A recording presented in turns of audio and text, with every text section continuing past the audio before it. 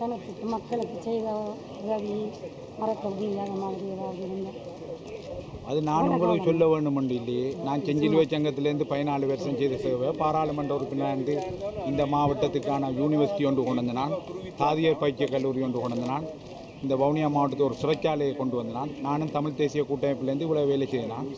5000 இந்த யூனிவர்சிட்டி என்ட்ரன்ஸை 6 ஆக்குனான் பாப்புலேஷனை காட்டி பல சேவை செய்திருக்கேன். அது நான் சொல்லி தெரிய வேண்டியதில்லை, மக்களுக்கு தெரியுமில்லை. யுத்த காலத்தில் என்ன செய்து நான் என்றும் அந்நேரம் ஒளிச்சாக்கள்லாம் இப்போ தேர்தல் காலத்தில் இறங்கியிருக்காங்க ஆயுதம் இல்லாத நேரம். நான் ஆயுதம் இருக்கக்குள்ள இவ்வளோ ஆயுத குழுக்களும் இருக்கக்குள்ள நான் தேர்தலில் நின்று வருவேன். அது நான் சொல்லி தேவையில்லை, மக்களுக்கு எல்லாரும் தெரியும். வேறு என்ன இருக்க போகிறீங்க? இராணுவ ரீதியில் தோற்கடிக்கப்பட்ட இனம் அரசியல் ரீதியில் வெற்றி கொள்வதற்கு காலம் கனியுமா? எப்போது? இராணுவ ரீதியில் தோற்கடிக்கப்பட்ட இயக்கம்ன்றது இனம்ன்றது அது எங்கள் தமிழ் மக்கள்லாம் தோற்கடிக்கப்பட்டவர். 33 வருடத்துக்கு பிறகு தோற்கடிக்கப்பட்டவர். அரசியல் ரீதியில் 60 வருஷமாக இவங்க வெற்றி பார்க்குறதுக்கு தான் திட்டுக்கொண்டு தமிழ் மக்களை ஏமாற்றி கொண்டிருக்கிறார்கள் என்றால் உங்களுக்கு யார் என்று தெரியும். நான் குறிப்பிட்டு சொல்ல தேவையில்லை. அப்படி நாங்கள் மக்களை ஏமாற்ற விரும்பவில்லை. அதுக்கான தீர்வு கொஞ்சம் காலம் கிடக்கும். அப்படி மக்களை ஏமாற்றி நாங்கள் தேர்தல் வாக்கு கேட்கணும் இல்லை. கனியுமா? பொறுத்திருந்து பார்ப்போம். கனிய வெப்பம் என்று சொல்ல வரவில்லை, பொறுத்திருந்து பார்ப்போம். தேர்தலில் நீங்கள் வெற்றி கொண்டால் எம்மக்கள் பிரச்சனைகளுக்காக தீர்வு நீங்கள் முன்னிலை வைப்பீர்களா, செய்வீர்களா? நிச்சயமாக. எப்படி? மக்களுக்கான தீர்வு என்று சொல்கிறது அது ஒரு பெரிய பாரிய விடயம். அதை நாங்கள் பொறுத்திருந்தான் பார்க்க வேண்டும். முதல் தேர்தலில் வெல்ல வேண்டும். தீர்வு என்ற பெரிய விடயம்.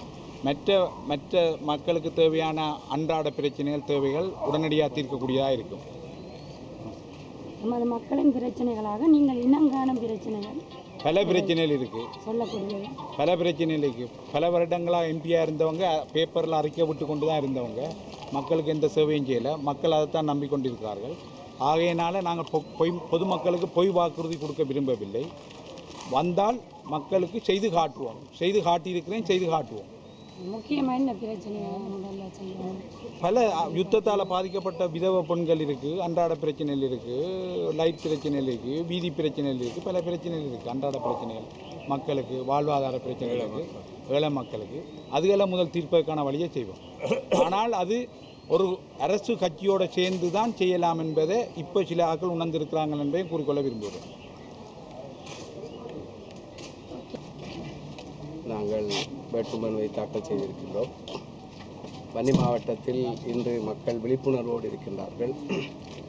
ஜனாதிபதி தேர்தலில் இலங்கையில் ஒரு நல்லாட்சி ஏற்படுத்த வேண்டும் என்பதற்காக நாட்டு மக்கள் அத்தனை பேரும் ஒன்றிணைந்து இலங்கையில் நல்லாட்சியை ஏற்படுத்துவதற்காக மைத்ரிபால சிறிசேன அவர்களை ஜனாதிபதியாக ஆக்கினார்கள். எனவே அதன் அடிப்படையில் தான் நாங்களும் இந்த நாட்டின் ஜனாதிபதியின் கட்சி நல்லாட்சி மக்கள் யாருக்கு நல்லாட்சிக்காக உத்தரவாதம் அளித்தார்களோ அவரின் தலைமையிலான ஐக்கிய மக்கள் சுதந்திர கூட்டமைப்பில் நாங்கள் 9 பேர் களமிறங்கியிருக்கின்றோம்.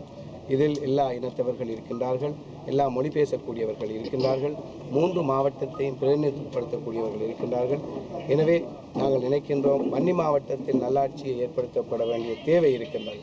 கடந்த காலத்தில் வன்னி மாவட்ட அரசியல் கலாச்சாரம் சீரழிந்து காணப்பட்டது. வன்னி மாவட்ட அரசியல் கலாச்சாரத்தை மாற்ற வேண்டும் என்று மக்கள் கங்கணம் கட்டி கொண்டிருப்பதை நாங்கள் காணக்கூடியதாக இருக்கிறது. எனவே அந்த வகையில் இந்த முறை தேர்தலில் ஐக்கிய மக்கள் சுதந்திர முன்னணிக்கு மக்கள் வாக்களித்து குறைந்தது 3 பேரை வன்னி மாவட்டம் சார்பாக வெற்றியடச் செய்வார்கள் என்பதில் எங்களுக்கு திடமான நம்பிக்கை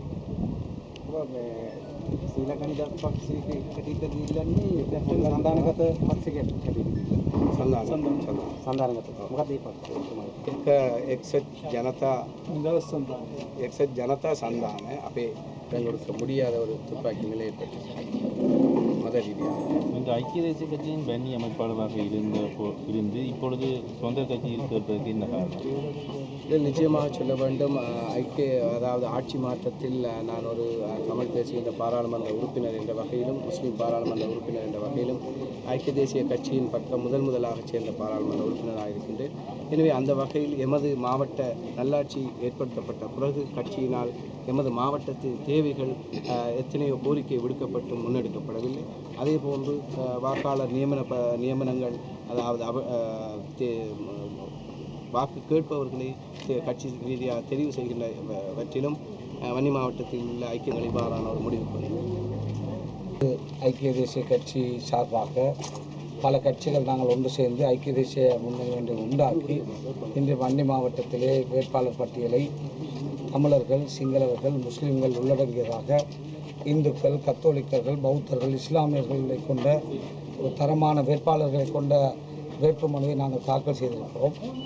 கடந்த காலங்களிலே இந்த மாவட்டத்திலே கடந்த 15 வருடங்களாக நல்ல பல பணிகளை அமைச்சராக, பாராளுமன்ற உறுப்பினராக செயல்படுத்திய நான் இந்த கட்சியுடைய தலைமை வேட்பாளராகவும், எங்களுடைய முஸ்லிம் பிரதேச சபையுடைய தலைவர் எஹியான் 2வது வேட்பாளராக, ரோஹண கமகி வி ஜாயத்திலக்க மாகாண சபை உறுப்பினர், அதே போல்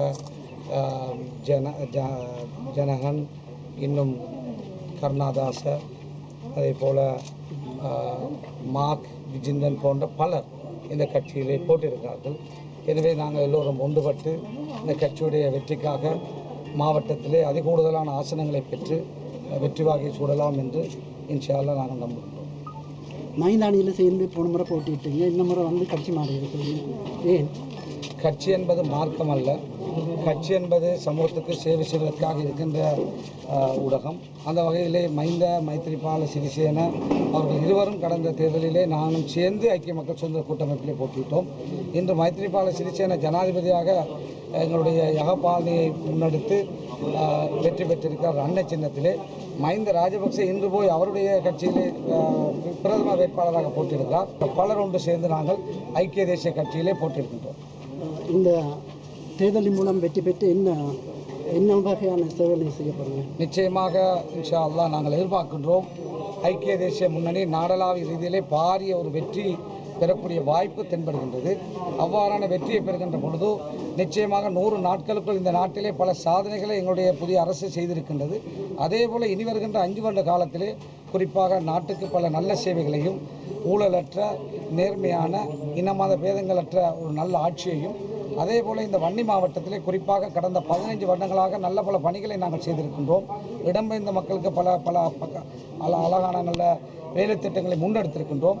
இடைநடுவில் இருக்கின்ற பல திட்டங்களை எதிர்காலத்தில் இன்ஷா அல்லாஹ் நாங்கள் முன்னெடுப்போம். அது மாத்திரமல்லாமல் அதிகமான வேலை வாய்ப்புகள், அதிகமான அபிவிருத்திகள், பொதுவாக எங்களுடைய வன்னி மாவட்டத்தில் இருக்கின்ற அத்தனை வீடற்றவர்களுக்கும் எதிர்காலத்திலே நாங்கள் வீட்டு பிரச்சனை தீர்ப்பதுதான் எங்களுடைய முதல் பணியாக நாங்கள் எங்களுடைய பணியை ஆரம்பிக்க இருக்கின்றோம். அதே போல் படித்த இளைஞர் யுவதிகள் ஆயிரக்கணக்கானோர் இருக்கிறார்கள். அவர்களுக்கான வேலை வாய்ப்புகளும் இன்ஷா அல்லாஹ் அடுத்த 5 வருட காலத்திலே திட்டமிட்டு செய்திருக்கிறோம். கஜேந்திரகுமார். இன்றைக்கு என்ன நடக்குது? தேர்தல் வேட்புமனு செய்கிறாங்க. இன்றைக்கு அகில இலங்கை தமிழ் காங்கிரஸ் சார்பாக தேர்தலில் வவுனியாமல் வன்னி மாவட்டத்தில் போட்டியிருக்கின்றோம். தேர்தல் என்கின்ற கொள்கை வந்து தேசியம் சுயநிர்ணயம் என்பவற்றை அடிப்படையாக கொண்டதாக, எங்களுடைய தாயகம் தேசியம் சுயநிர்ணயம் என்பவற்றை அடிப்படையாக கொண்டதாக காண்கிறோம். இப்போ அந்த கொள்கைகளுக்கு மட்டும்தான் நீங்கள் போட்டிடுறீங்களா? அது மட்டும் வந்து மக்களுடைய பிரச்சனை இருக்கும், மற்ற பிரச்சனை, இப்போ நாட்டில் இருக்கின்ற காணாமல் போனோர், அவர்களை குறிக்க தீர்வுகள், அதேமாதிரி எங்களுடைய மக்களுடைய நில ஆக்கிரமிப்பு, இவற்றை மக்களுடைய காணிகளை மக்களிடையே வழங்க வேணும் என்ற கோட்பாட்டையும் நாங்கள் வெளியிட்டிருக்கிறோம். இப்போ இந்த உங்களோட வேட்பாளர் பட்டியலில் என்ன விசேஷம்? வேட்பாளர் பட்டியலில் முக்கியமாக வந்து இருதேசம் ஒரு நாடுன்றது, இருதேசம் ஒரு நாடுன்றது தந்தை செல்வா காலத்திலிருந்து சொல்லப்பட்ட கருத்து. அந்த கருத்தை பின்பற்றி தான் எங்களுடைய தேர்தல் காணப்படும். இல்லை, அது சரி, அது நீங்கள் கொள்கை சொன்னீங்க, அதில் சொல்லிட்டீங்க. இப்போ நாங்கள் இருக்கிற தேர்தல் பட்டியலில் வேட்பாளர் பட்டியலில் என்ன விசேஷம்? யாராவது போட்டிருக்கீங்க? முக்கியமாக இளைஞர்களை உள்ளடக்கி இருக்குது. அதே போன்று பெண்கள் 2 பெண்களை நாங்கள் தேர்தல் வேட்பாளர் நியமித்திருக்கோம். அவரை நீங்கள் ஒரு முன்னாள் போராளியை வந்து உங்களுடைய கட்சியில் சேர்த்துருக்கிறது முக்கிய காரணம் என்ன? ஏற்கனவே வந்து முன்னாள் போராளிகள் வந்து தனியாக ஒரு கட்சி உண்டாக்கி அதில் ஒரு அமைப்பு உருவாக்கி அவங்க போட்டிடுறாங்க. அதுக்கு எதிரான முறையில் நீங்கள் ஒரு முன்னாள் போராளியை அவங்கள வேட்பாளர் பட்டியல் சேர்த்துருக்கிறீங்களா? அப்படி நாங்கள் எதிரான முறை என்றில்லை. எங்களுடைய கட்சியில் அவர் தான் வேட்புமனு செய்யும் விரும்புவதற்கு நாங்கள் எங்களுடைய கொள்கையை வந்து தனக்கு பிடித்ததன் காரணமாக தான் போட்டியில் விரும்பிய எங்களிடம் வந்து கேட்டிருந்தார். அதுக்கமாக இருக்கு வேட்புமனு. அவர் கேட்டது ஒரு பக்கம் இருக்க, கட்சி எப்படி பார்க்குறது? கட்சியை நாங்கள் சமூகத்தில் அவர்களை ஒரு நிலத்தி வைக்காமல் அவர்களை நாங்கள் உள்வாங்கி, அவர்கள் போராளி என்றால் எங்களுக்காக முன்னர் போராடினவர்கள் அவர்களை நாங்கள் வெளியே விடாமல் அவர்களையும் உள்ளெடுத்து எங்களுடைய அந்த கொள்கையை வந்து நாங்கள் பயணிப்போம். பெண்கள் வந்து காலங்காலமாக அவர்களுடைய வளர்ப்பு முறை காரணமாக அவர்கள் வெளியில் வந்து தங்களுடைய பிரச்சனைகளை பேச தெரியாதவர்களாகவும் உரிமைகளை பற்றி சொல்ல தெரியாதவர்களாகவும், இன்னும் பார்க்க போனால் கிராம மட்டங்களில் பெண்கள் வந்து ஒரு உழைக்கிற நோக்கம் இல்லாத அந்த ஒரு சுய முன்னேற்றத்தை பற்றி சிந்திக்காத பெண்களாக இருக்கணும். எங்களுடைய அனுபவத்தின் பெண்களோடு கடந்த காலங்களில் நாங்கள் வேலை செய்த அனுபவத்தின்படி நாங்கள் ஆயிரக்கணக்கான பெண்களை ஒரு சபையில் தங்களுடைய பிரச்சனையை கூறக்கூடியவர்களாக, தங்களுடைய உழைப்பை பற்றி சிந்திக்கக்கூடியவர்களாக, தாங்களும் இந்த சமூகத்தில் பெரும் பங்கை வகிக்கிறவர்களாக முன்வர வேண்டும் என்ற அந்த கொள்கையில் அவர்கள் ஒரு முன்னோடிகளாக எங்களோட கண்களுக்கு கிட்டத்தட்ட நாங்கள் 1000 பெண்களை அப்படி உருவாக்கி இருக்கிறோம். அந்த வகையில் நீங்கள் சொல்கிற வந்து பெண்களோட செயற்திறனை ஊக்குவிக்கிற வேலை, அடிப்படையில் கொண்டு வர வேலை, அது சமூக மட்டத்தில் செய்கிற அரசியலுக்கும் நீங்கள் சொல்கிற விஷயத்துக்கும் என்ன சம்பந்தம்? நீங்கள் அரசியலில் வந்து நீங்கள் என்ன செய்ய போகிறீங்க? இப்போ நிச்சயமாக அரசியல் என்றதில் வந்து பெண்கள் காலங்காலமாக தாங்கள் ஒதுங்கி இருக்க வேண்டும் என்ற எண்ண கருவில் இருந்தவர்கள். ஆனால் உண்மையில் ஒரு சமூகத்தில் ஆணும் பெண்ணும் சரி பாதி என்ற அந்த கூற்றுக்கிணங்க பெண்களும் இந்த இடத்துல தங்களுடைய உழைப்பை கொடுக்க வேணும். அவர்கள் பெண்களுக்காக, இப்போ ஒரு பெண்ணிடம்தான் பெண்ணின் பிரச்சனையை போய் சொல்ல முடியும். ஒரு பெண் பிரதிநிதியாக இருக்கும் பொழுது அந்த பெண்ணிட்ட பெண்கள் போய் தங்களுடைய பிரச்சனைகளை எந்த ஒளிவுமின்றி அவர்களோட கதைக்கக்கூடிய. அப்படி பார்த்தீங்கன்னா பெண்கள் வந்து இன்றைக்கு இருக்கிற ஜனாதிபதி வந்து ஆம்பளை, நாங்கள் ஒரு பெண்கள் வந்து ஜனாதிபதியா இருக்கணும் அப்படின்னு தான் சொல்ல முடியும். கடந்த காலத்துல பெண் பிரதமரும் இருந்த வரலாறு எங்களுக்கு இருக்கு. ஆனா இந்த வளர்ச்சி தான் காலப்போக்கில். நீங்க வந்து இந்த பெண்கள் சார்பில் 2 வேட்பாளர் போட்டியிடுறீங்க. நீங்க இந்த தேர்தல் மூலமாக அல்லது இந்த எலெக்ஷன் மூலமாக வென்று என்ன செய்ய போறீங்க? உண்மையிலே பெண்களுக்கான பிரச்சனைகளை வெளிக்கொண்டு அவர்களை ஒரு இந்த இன்னும் அவர்கள் ஒரு பிரதிநிதிகளான தொகையை அதிகரிக்க வேணும். அவர்கள் இந்த சமூகத்துக்கு நின்று உழைக்கிறவர்களாக அவர்களை மாற்ற வேணும் என்று கேட்டால் அதுதான் சமூகத்துக்கான பாதுகாப்பு. இந்த பெண்களுக்கான பாதுகாப்பும் அவர்கள் ஒரு செயல்திறன் மிக்கவர்களாகவும் அவர்களை நாங்கள் வெளியில் கொண்டு வர்றதும், அதே நேரம் அவர்கள் தங்களுடைய அபிலாஷைகளை சொல்லி எங்களுடைய உரிமைகள் அடையப்பட வேண்டும். அந்த உரிமைகளை அடையப்பட வேண்டும் என்றால் பெண்கள் முதலாவது பேச வேணும். அவர்களை அதுதான் நீங்கள் அரசியல் வேலை திட்டமாக செய்ய போகிறீங்களா? சொல்லுங்கள். அதைத்தான் நாங்கள் எங்களுடைய பெண்கள் தங்களுடைய பிரச்சனைகளை சொல்லி அந்த அபிலாஷைகளை உரிமைகளை அடைகிறதுக்கான ஒரு ஆட்களாக அவர்கள் உருவாக்கப்பட வேணும். அதுதான் எங்களுடைய அரசியல் செயல் திட்டம்.